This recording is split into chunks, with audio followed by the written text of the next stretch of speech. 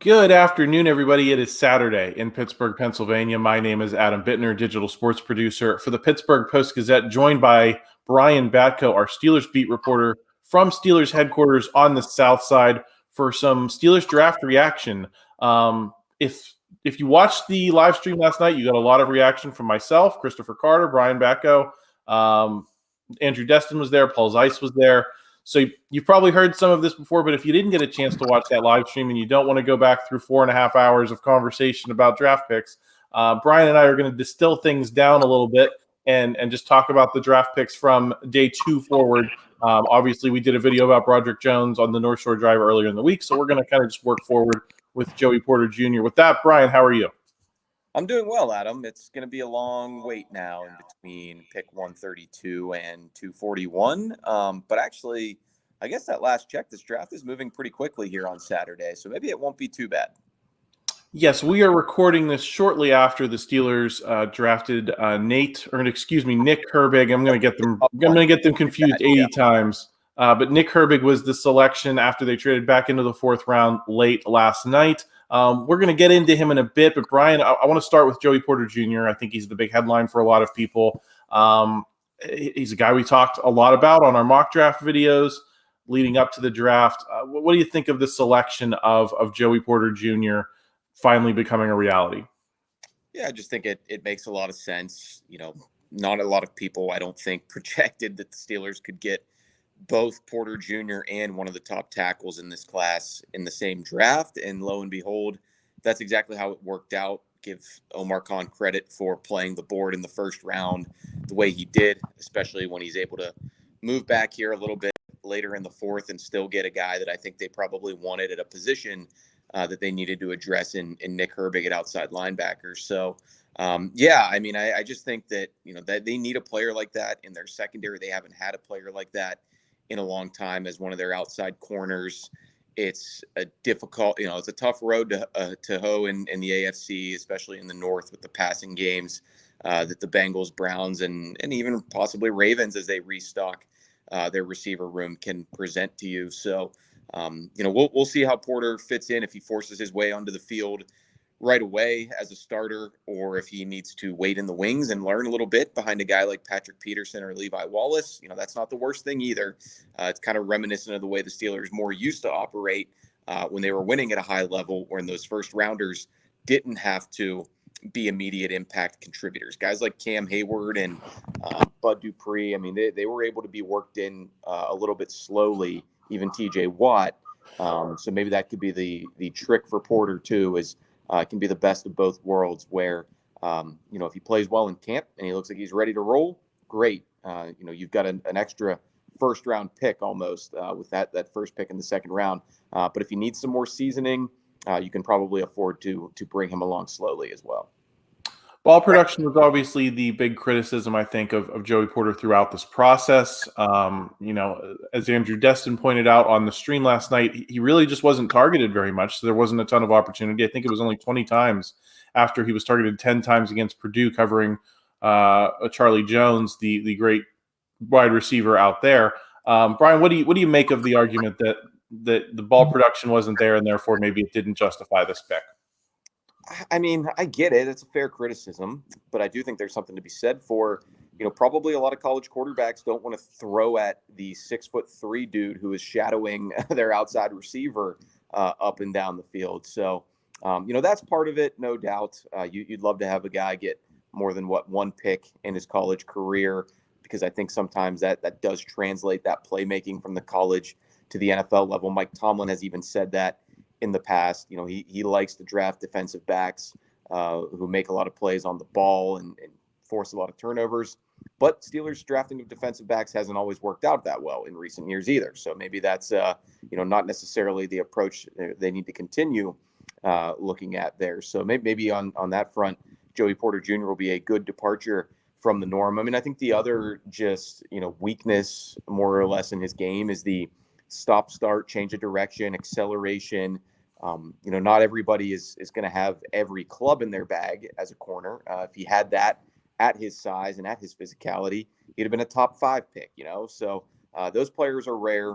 It's just going to be a matter of Is he able to make that leap from the Big Ten to the NFL when it comes to keeping up with some of those quicker, shiftier, long speed type of receivers? That's why I don't think you'll ever see him probably playing in the slot and covering a guy like a Charlie Jones, who just went off the board in the 4th round of the Bengals, 1 pick before the Steelers got their man in Nick Herbig. So, but that said, you've got a player, T. Higgins is essentially the wide receiver version of that for the Bengals. He's not somebody who's going to be able to make you miss in a phone booth, but he's big and he'll win contested catch battles down the sideline. Now, if you've got Porter to put over there, could be a whole different ball game. So that's what he's bringing to the table for this group. I know Joey Porter made a surprise appearance down at the South Side last night. He was in town, decided to just come down to the facility and talk to reporters about how he was feeling about falling out of the first round, obviously. So there was some disappointment there, but obviously some jubilation ending up with his father's team, the Pittsburgh Steelers. So, Brian, can you just give me a quick recap of what Joey Porter had to say about the selection and what your sense of his mood was? Yeah, it really was a family affair. I mean, not only was he here with his parents, but he had a lot of friends in the area. Like former trainers. I assume some friends from high school as well, being that he went to North Allegheny and before that North Catholic. So I mean, it's a full circle kind of journey and story for him. I think everybody by now has probably seen the photo of Joey Senior holding Joey Jr. And then the people around here call him JJ. I was talking to Cam Hayward the other day for a story that's on the site. We talked about Joey Porter Jr. and Nick Herbig in that story, so that aged pretty well. But they call him JJ around here for Joey Jr. And everybody saw that photo of his dad holding him, I think, in his arms after one of the Super Bowl victories. So, I mean, it's really cool. And for him, it was just the right kind of salve on the wound of not getting picked while he was out there at the draft in Kansas City. And, the other big takeaway for me from listening to Joey Jr. is just, he knows it's a lot to live up to.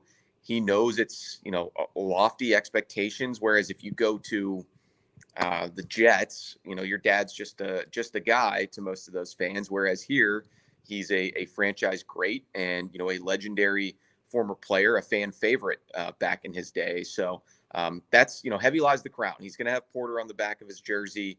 There's no running away from that, but now it's kind of on him to level up and leave his own mark, leave his own name for himself, even though he does have the exact same name as his dad, except with junior instead of senior. So, that'll be really fun to track and follow over these years.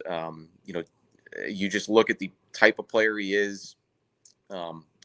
They've taken their shot on the taller, longer corners in the past. Justin Lane, just a few years ago, obviously did not pan out. He was a complete bust for the Steelers. But this is a better prospect. He was, I think has better tape from the same league that Lane played in. So we'll see what they can do. It's time to buck that trend of failed cornerback draft picks, especially big ones who can run and have all the measurables. Now you got to coach them up. I want to get into Keanu Benton, who was obviously the second round pick later in the night. He's a guy who was not really on our board. I don't think I put him in any of our mock draft trackers right up until basically Friday night or Friday morning before he was ultimately drafted by the Steelers. That was the first time I saw him in mock drafts. But people seem very pleased with the pick as well, Brian. What's your read of that situation? Yeah, I would disagree with you there, Adam. I think I saw him linked to the Steelers a decent amount. And, I mean, you can't get to everybody, right? I mean, there's so many prospects and players. And Omar Khan and Mike Tomlin even said it in the same room I'm sitting in right now on Monday that, between the college all-star games, Benton was a Senior Bowl guy, as I recall, and the Steelers were kind of taking a close look at him down there in Mobile. But between those college all-star games, the combine, the individual players' pro days, and then coming in for pre-draft visits, which he did. He was one of the 30 visits. They just talked to so many players, but Benton was somebody who I think they were long interested in because he does have that right combination of size, strength, production, versatility. I know when people were talking about potentially taking a D lineman in the first round, there was the narrative of, hey, you need to find Cam Hayward's successor, somebody you can groom to kind of, take the handoff of the baton in the Steelers front 3 or 4, whatever you want to call it, and set themselves up for the next generation. At 49 overall, I don't know that Benton is quite that caliber of player, but it's all relative. I mean, what did you expect to get in the middle of the second round? I think he's still a pretty solid pick for them there. Basically, if Benton is your least sexy pick of a draft in a lot of ways, I think you're doing pretty well for yourself. So it's just going to be good flexibility wise that he can come in and play the traditional nose tackle if they want to line up in that 3-4 against a team like the Browns or the Ravens, or he can have some juice to get after the quarterback when they're in their nickel or dime defense. Those are all areas where he might be able to help right away. Or once again, like Joey Porter Jr., maybe he can be brought along slowly, just get his feet wet as a rookie, and a bigger role will be in store for him down the road. Yeah, what does down the road look like for you in terms of the idea? I mean, obviously the best case scenario, he's a 5-time Pro Bowler and kind of becomes a Cam Hayward type on there. But realistically, what do you think that role will be that he could grow into? How do you see that taking shape? Depends how the D line takes shape, right? I mean, Cam Hayward not getting any younger. He's still playing at a high level, but I mean, I think he's at a point in his career now where he does reevaluate things after every offseason. How do you not when you've got a young family, 3 kids, you've done a lot individually to this point.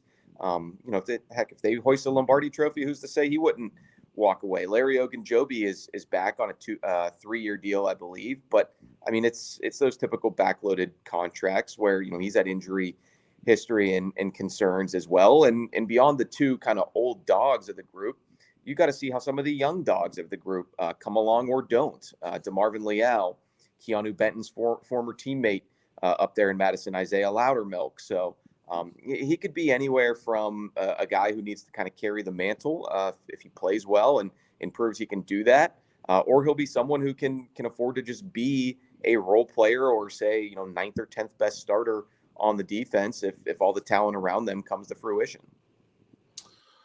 Brian, the next pick was another Georgia Bulldog, Darnell Washington, the tight end. A lot of people really loved him as maybe a high second-round pick. He ends up falling late into the 3rd. The Steelers also were able to trade back to get him so that we can talk about Nick Herbig after this. But I think a lot of people are very excited about this Darnell Washington pick. But what's the latest you've heard before we get into his game on the medicals? Because there was some concern last night that's why he fell. Yeah, I mean, definitely some rumblings in the draft, the media room during the draft Friday night about that. And, the Steelers had him in on a pre-draft visit, which Mike Tomlin himself said earlier this week that bringing those players in can happen for a lot of different reasons. Maybe they didn't get a chance to meet them on the All-Star circuit or the Pro Day circuit or the Combine. Maybe they want to get a closer look at the medicals. I'm going to assume that both of those could be true for Washington. He's a 3rd-year junior. Obviously, wasn't at any of the showcase games. So, yeah, I mean, it's one of those difficult.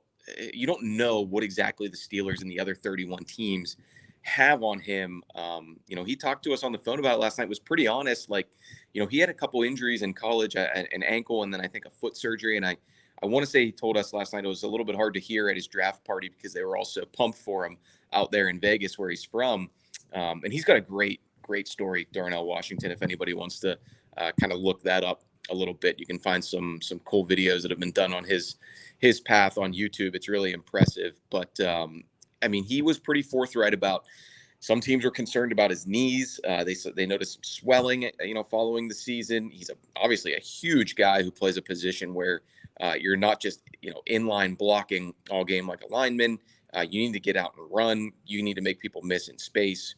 He's 6'7", 250, 255, 260, depending on what he ate, I guess, the night before. But that I think is a little bit of a concern. And one thing I heard a lot about him, just listening to some of the draft analysts in the run-up to this week, before that I even knew that he would necessarily be on the Steelers' radar. I think we all knew he was once he visited, but it's this idea of like, he's such a large man. He's going to be such a big target running around in this league. Like, is he going to take a lot of brutal hits from inside linebackers and safeties? He's going to win his fair share of those collisions, no doubt about it. You can find that on YouTube as well if you look up his Darnell Washington's highlight reel. But it could be a situation where it's difficult for a man of his stature and with his unique athleticism to stay healthy, because it's just a violent game and he plays it violently to his credit, and hopefully for him and for the Steelers, not to his detriment down the line.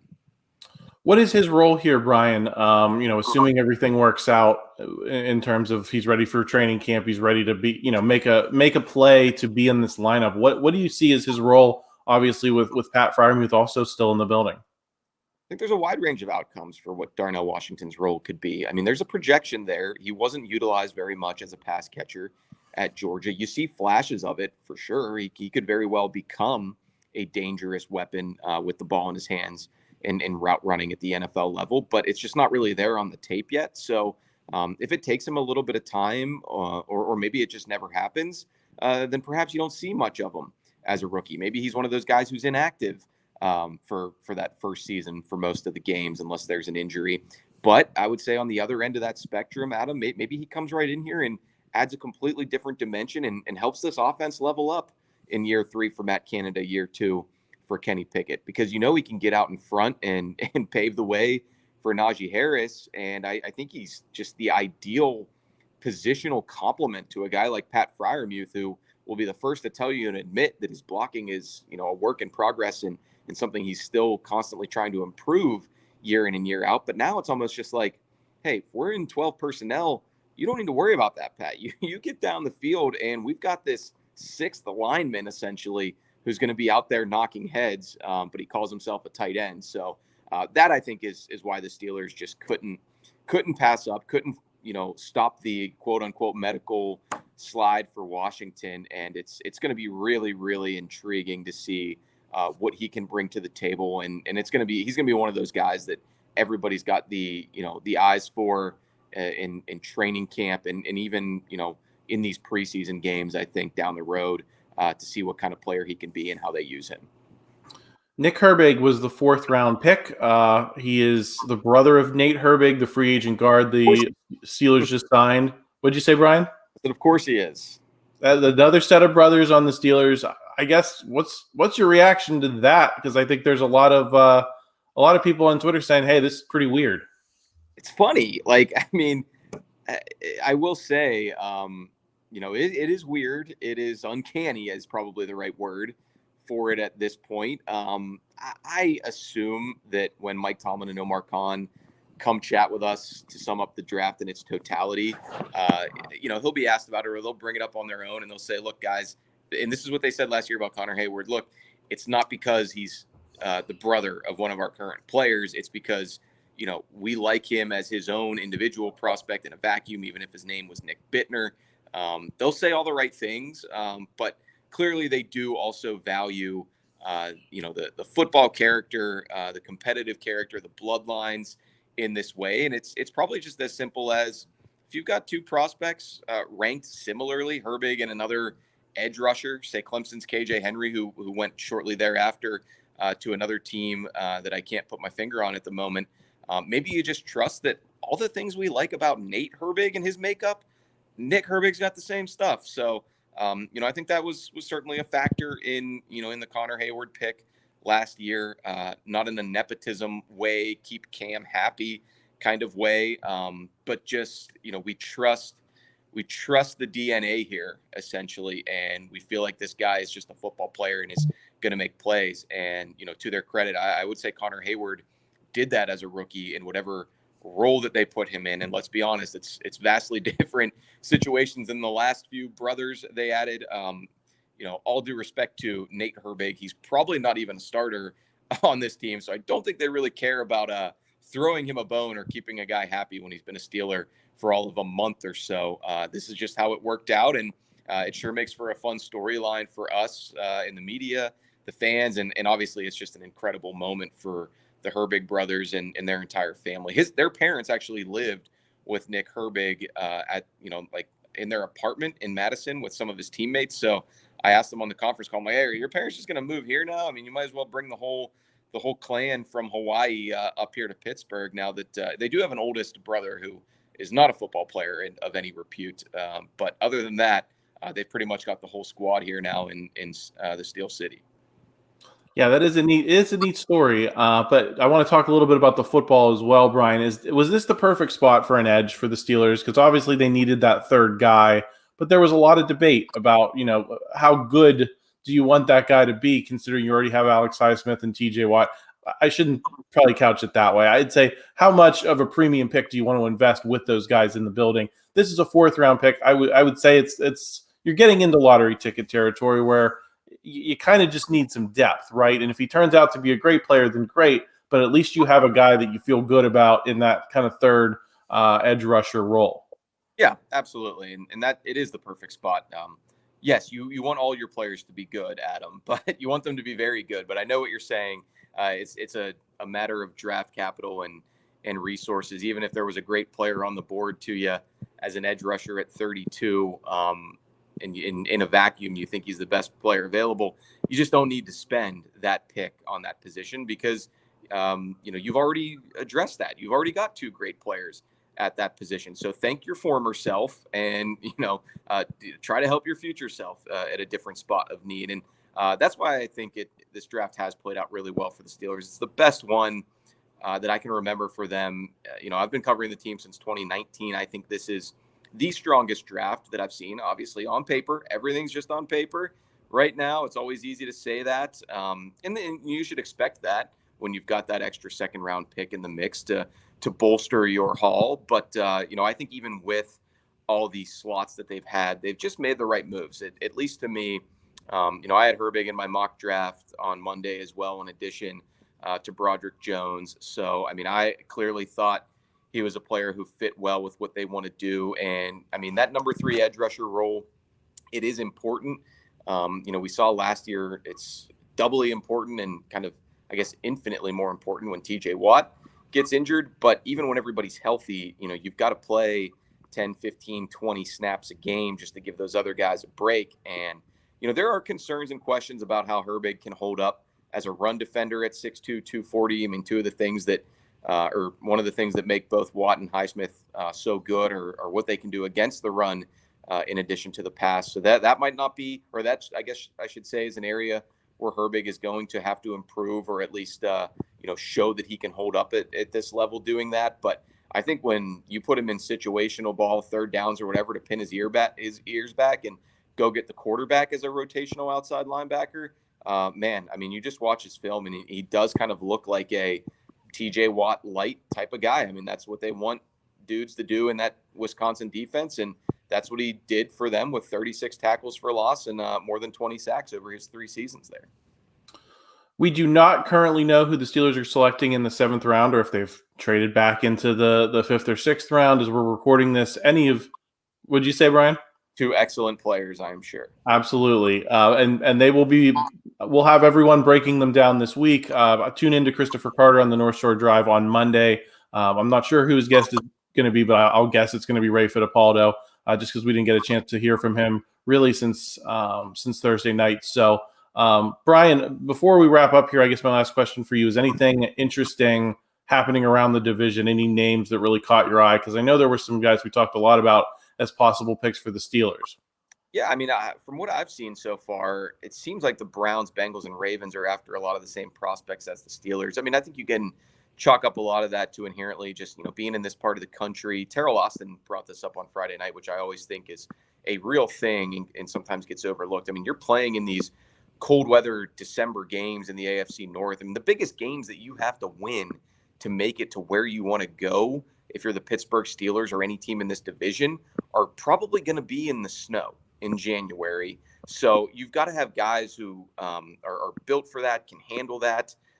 You don't need a whole team of that, obviously. You need speedsters too, and they can come from all over the country. But I think there is something to be said for why you see these 4 teams pursuing a lot of the same types of players, and in some instances, the same specific names. So when I see the Browns get, pretty decent value picks of Siaki Ika, the nose tackle from Baylor, or DeJuan Jones, the humongous right tackle out of Ohio State, I don't bat an eye at that. When I see the Bengals snag Charlie Jones, 1 pick before the Steelers, to be, maybe the successor to Tyler Boyd or just a compliment to Tyler Boyd as a slot receiver there, that doesn't surprise me. The Ravens taking a guy like Zay Flowers to try to just get open for Lamar Jackson left and right. I mean, I think every team in the division is making some pretty shrewd moves in this draft. You aren't see them going way off the board with some of their picks like I think the Patriots and 49ers have done to this point. And even the Eagles have made some odd ones, but obviously they're not in the division, but they get the benefit of the doubt considering they made the Super Bowl last year. And, it's going to be very, very interesting to see,